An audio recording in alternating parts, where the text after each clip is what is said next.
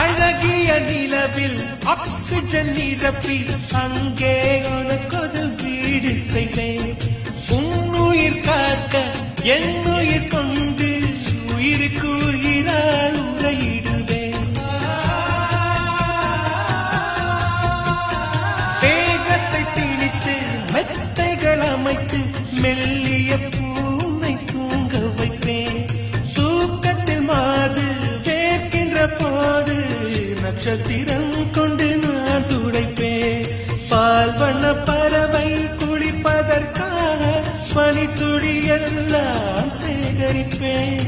தேவதை குளித்த துளிகளை